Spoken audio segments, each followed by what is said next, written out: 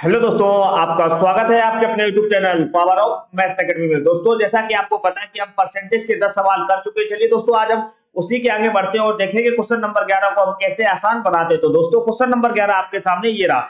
बहुत ही आसान सवाल है। क्या कह रहा है कि पहले संख्या 350 को 20% बढ़ाकर पुनः 20% कम कर दिया जाए, अंततः वृद्धि या कमी का प्रतिशत होगा। दोस्तों, हमेशा ध्यान रखना, जब भी परसेंटेज की बात हो रही हो तो आपको नंबर वैल्यू नहीं करता है। आप मुझे तो नंबर से कोई लेना देना नहीं है। हाँ, नंबर चाहे कुछ भी हो तब भी कोई फर्क नहीं पड़ने वाला है। एक चीज हमेशा ध्यान रखना, अगर कोई चीज है वो आप पहले 20% बढ़ा रहे हो ना, फिर उसके बाद में 20% कम कर रहे हो, तो मैंने बताया है कि ओवरऑल जो होता है वो 4% की क्या होती है, कमी होती है, वृद्धि नहीं होती कभी भी। अगर आप एक चीज को पहले 20% बढ़ा रहे हो फिर उस चीज को 20% कम कर रहे हो, तो हमेशा ध्यान रखना 4% की कमी होती। कैसे?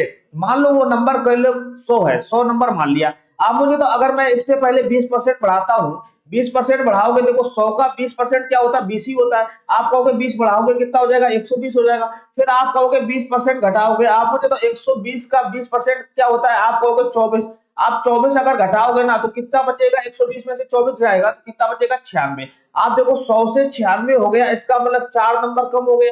400 पे वही हमारा परसेंटेज हो जाता है, इसका मतलब 4% की कमी होगी।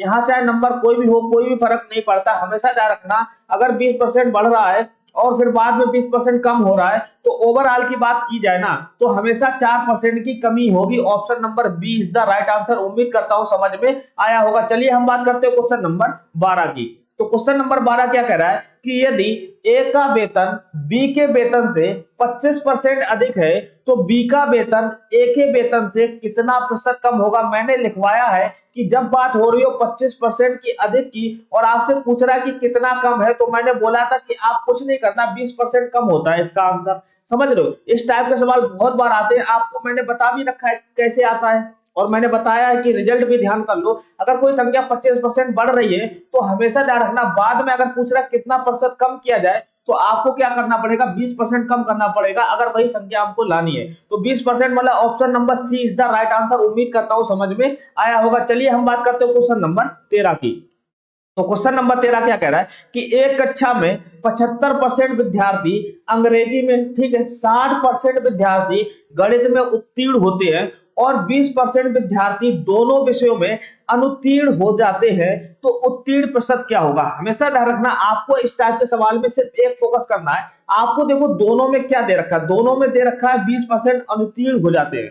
इसका मतलब ये हुआ कि हमको अनुत्तीर्ण वाले टर्म लेने हैं। कैसे? आप मुझे बताओ, 75% विद्यार्थी जो अंग्रेजी में पास होते हैं, इसका मतलब मैं कह सकता हूँ ओवरऑल कितने होते हैं, 100% हो सकते हैं। इसका मतलब कह सकता हूँ कि 25% जो विद्यार्थी है वो अंग्रेजी में फेल हो जाते हैं, अंग्रेजी में फेल हो जाते हैं। 60% विद्यार्थी गणित में पास होते हैं, इसका मतलब मैं कह सकता हूँ कि 40% जो होंगे वो विद्यार्थी जो होंगे वो मैथ में फेल हो जाएंगे। समझ रहे हो? अब एक चीज हमेशा ध्यान रखना, आपको पता होगा कि हम इस टाइप के सवाल को हम ऐसे करते हैं, यहाँ जो बीच में लिखते हैं दोनों में कॉमन लिखते हैं। आपको पता है 20% विद्यार्थी, एक ग्राफ जो है वो हमारा किसका, एक ग्राफ है इंग्लिश वाला और एक ग्राफ है मैथ वाला, और बीच में दोनों को कॉमन लिखते हैं, जो दोनों विद्यार्थी हो, दोनों कॉमन हो। आपको पता है कि 20% जो है वो दोनों में फेल हो जाते हैं।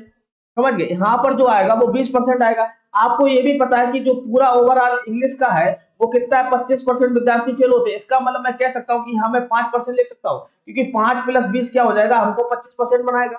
समझ गए? ऐसे मैं कह सकता हूँ कि यहाँ पर देखो 40% विद्यार्थी जो है मैथ में फेल हो जाते हैं, 20% दोनों का है। अगर मैं इस टाइप के ग्राफ को अंदर जाना चाहूँ तो मैं यहाँ क्या लिख सकता हूँ, 20% पहले से फिट है तो 20% और लिखूंगा, 20 40 हो जाएगा। अब इसका मतलब कह सकते हैं, देखो ये पूरा 40 दिख रहा है क्योंकि 20% पहले से फिट हो गया ना, और इधर देखो पूरा 25% दिख रहा है क्योंकि 20% पहले से फिट हो गया। अब मुझे तो ओवरऑल स्टूडेंट है वो कितने फेल हुए, आप कहोगे 5, ये हो गया 5 के बाद में 20, 25, 25 और 20 कितना हुआ, 45% का ग्राफ बना हमको। 45% टोटल विद्यार्थी हैं जो फेल हो गए। आपसे पूछ क्या रहा, उत्तीर्ण प्रतिशत क्या होगा, मतलब 45% फेल हो गए तो 100 में से 45 निकाल दोगे, बाकी जो बचेंगे 55% वही तो पास होंगे। उम्मीद करता हूं समझ में आया होगा। चलिए हम बात करते हैं क्वेश्चन नंबर 14 की। तो क्वेश्चन नंबर 14 क्या कह रहा है कि 50 विद्यार्थियों की एक कक्षा में 40% लड़कियां हैं, कक्षा में कितने लड़के हैं। बहुत ही आसान सवाल है, option number D is the right answer. कैसे? 50 विद्यार्थी में इसका 40% जो होगा वो लड़कियां होंगी। 50 का 40% हटाओगे, 100 से भाग करोगे, 2 जीरो से खत्म। 5 चौको कितना हुआ 20। आप मुझे तो 50 में से 20 तो है वो हमारी क्या है गर्ल है। आपसे पूछ रहा है कितने लड़के हैं, 50 माइनस 20 करोगे 30 बॉय जो हो जाएंगे, 30 जो लड़के होंगे वो हमारे क्या हो जाएंगे कक्षा में लड़कों की संख्या हो जाएगी। चलिए हम बात करते हैं क्वेश्चन नंबर 15 की।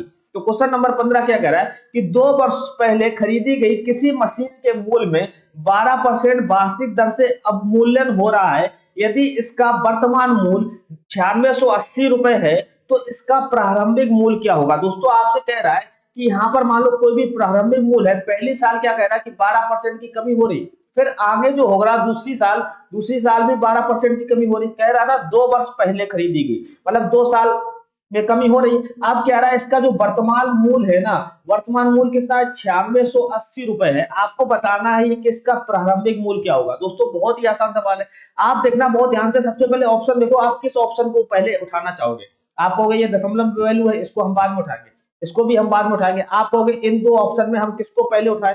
आप कहोगे ऑप्शन नंबर सी को अगर मैं उठा के चेक करता हूँ क्या 9680 आ रहा है, अगर आ रहा है तो बढ़िया, नहीं आ रहा तो हम आगे चेक करेंगे। समझ लो ऑप्शन में देखो, अगर मैं 12,500 रुपए लिखाता हूँ, मान लो प्रारंभिक मूल्य इतना था, अगर मैं इसमें 12% की कमी करता हूँ, 12% क्या होगा, परसेंट हटाओगे 2 जीरो कैंसिल हो जाएंगे, 12 इंटू 125 बचेगा, 12 पंचे 7 की शून्य, 12 दूनी 24, 6 30 जीरो हो गया, कितना बचा 3, 12 का 12 3 15, मतलब कि 1500 की कमी हुई। 12,500 में 1500 की कमी हुई पहली साल।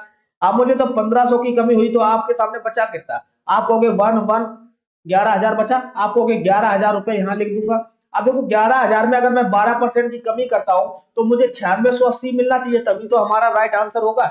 आप देखो 11,000 में 12% कमी करोगे, देखो 2 जीरो कैंसिल हो जाएगा, 11 इंटू 12 करोगे कितना आएगा 132 और जीरो आ जाएगा। कहने का मतलब ये हुआ कि 1320 रुपए की कमी हुई दूसरी साल। आप देखो 11,000 में 1320 अगर आप हटाओगे तो कितना आएगा, आप कहोगे जीरो की जीरो रहेगा, 10 में से 2 जाएगा 8, यहाँ बचेगा 9, 9 में से 3 जाएगा 6 और यहाँ कितना बचेगा 10, 10 में से 1 जाएगा 9, 9680 आ रहा है। इसका मतलब जो प्रारंभिक मूल्य था वो हमारा कितना था 12,500 था। Option number C is the right answer. आपको कोई भी फार्मूला लगाने की जरूरत नहीं है। चलिए हम बात करते हैं क्वेश्चन नंबर 16 की।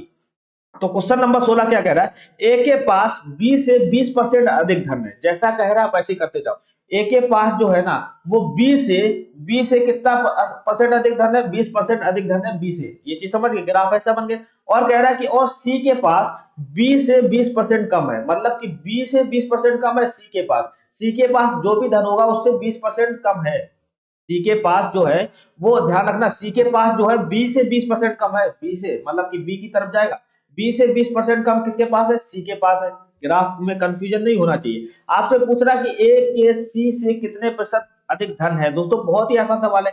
आप मुझे तो इसमें मैं क्या कौन सी वैल्यू मानूंगा, अगर मैं कहता हूं कि बी को मान लो, क्योंकि बी की तरफ पूरा मेन फोकस किस पे हो रहा है, बी पे ही तो हो रहा है। तो बी को मैंने अगर 100 माना, 100 20% अधिक है तो ये हो जाएगा 120, और ये 20% कम है तो ये कितना हो जाएगा 80 हो जाएगा। आपसे पूछ रहा है ए के पास सी से कितना अधिक धन है। आप मुझे तो सी के पास 80 है, ए के पास 120 है, कितना अधिक धन है 40।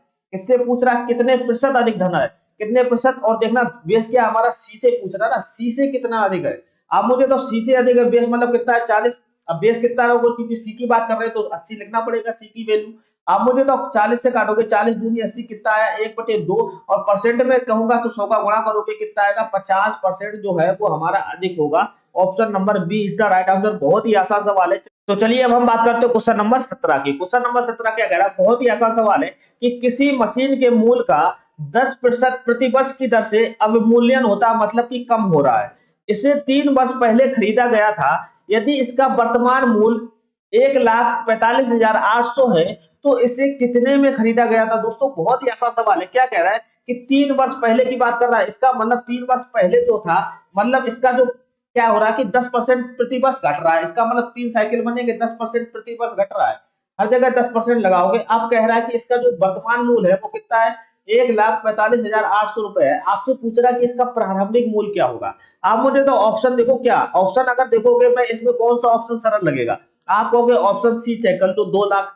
2 लाख सरल है ना। आप मुझे तो 2,10,000 करोगे, 1,80,000 करोगे, 1,75,800 करोगे, ये दिक्कत हो जाएगी। आप 2 लाख चेक कर लो, अगर कम आ रहा है तो हमको ज्यादा वाला आंसर होगा, ये सही हो जाएगा। अगर ज्यादा आ रहा है तो हमको कम वाला आंसर सही होगा। समझ रहे हो। आप मुझे तो 2 लाख अगर मैं मान के चलता हूँ, यहाँ पर 2 लाख अगर मैं मान के चलता हूँ तो 2 लाख का अगर मैं 10% कम करता हूँ, 10% मतलब एक डेसिमल शिफ्ट कर दो, कितना आ जाएगा 20,000।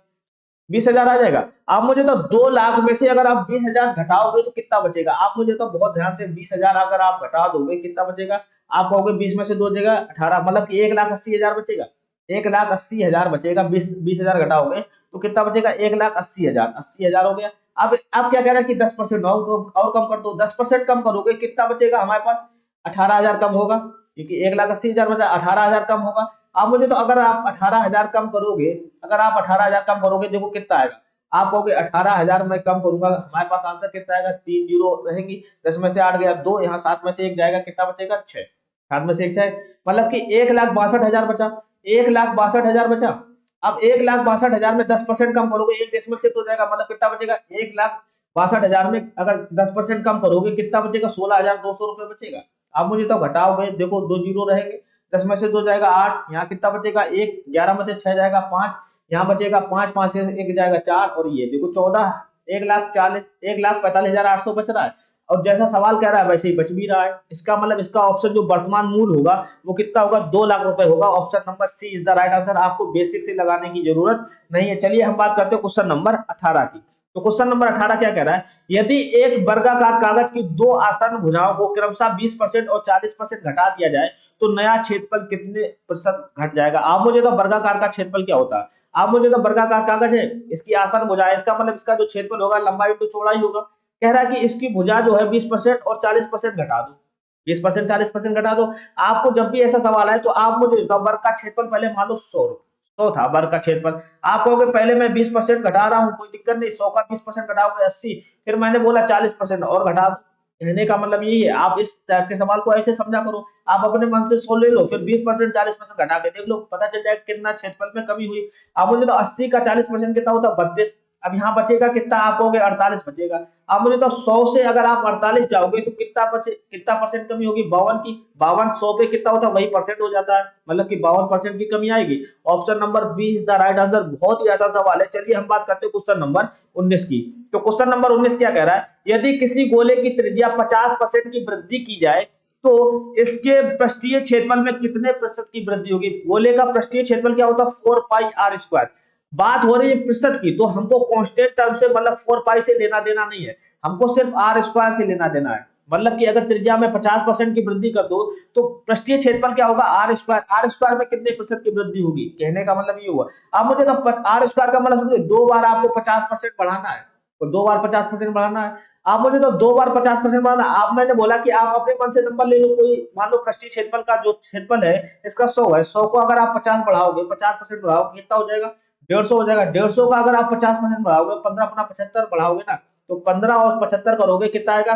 225। आप बस बताओ कितना बढ़ा क्षेत्रफल? आप कहोगे 100 से 225 हुआ, 125 बढ़ा। यही अगर हमारा 100 बेस है ना, तो यही हमारा परसेंटेज हो जाता है। 125% की वृद्धि होगी। Option number B is the right answer. बहुत ही आसान सवाल है, आपको ज्यादा दिमाग नहीं लगाना। चलिए हम बात करते हैं क्वेश्चन नंबर 20 की। तो क्वेश्चन नंबर 20 क्या कह रहा है? यदि ए की आय बी की आय से 150% ज्यादा है तो बी की आय ए की आय से कितने प्रतिशत कम है? 150% को मैंने बोला फ्रैक्शन में कन्वर्ट करो।